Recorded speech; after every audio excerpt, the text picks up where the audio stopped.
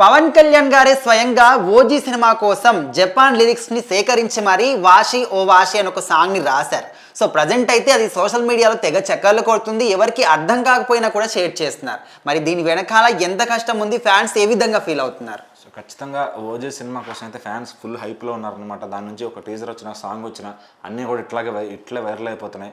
So మరి రీసెంట్గా Japan లిరిక్స్తో ఒక సాంగ్ అయితే వచ్చిందనమాట. అది పవన్ కళ్యాణ్ గారు రాసి పాడారు. సో ఇంకా ఫ్యాన్స్ అందరికి కూడా చాలా ఇన్స్టెంట్గా చాట్ బస్టర్ లాగా ఎక్కేసింది ఆ సాంగ్. సో వాషి ఓ వాషి అంటూ లిరిక్ స్టార్ట్ అవుతుందన్నమాట. సో వాషి అంటే ఈగల్, అంటే గ్రద్ద ఉంటుంది కదా, గ్రద్దని వాషి అంటారు అనమాట జపాన్లో. సో దాన్ని వర్ణిస్తూ, దానికి ఎలివేషన్ ఇస్తూ, అంటే ఇక్కడ ఓజీని అలా పోలుస్తూ కూడా ఒక పాట వచ్చిందనమాట. అండ్ విలన్కి వార్నింగ్ ఇస్తారు పవన్ కళ్యాణ్ గారు. ఆ డైలాగ్ చెప్పిన తర్వాత ఈ పాటను ఆయనే పడతారనమాట.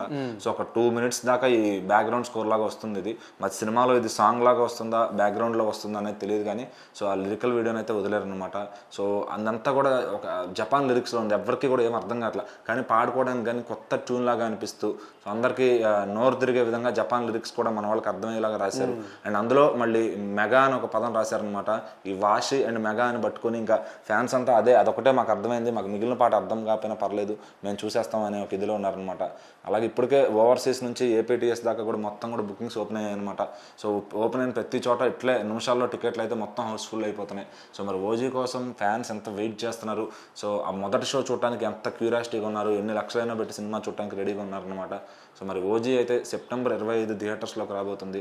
సో మరి దాని ట్రైలర్ కూడా 21వ తారీఖు మార్నింగే రాబోతుంది అనమాట. సో దాని తాలూకు ప్రీ రిలీజ్ ఈవెంట్ కూడా 21వ తారీఖు చేయబోతున్నారు. మరి ఈ విధంగా ఈ వారం మొత్తం ఓజీ హైప్తోనే సినిమా థియేటర్లు కానీ సోషల్ మీడియా కానీ నడవబోతుంది అనమాట.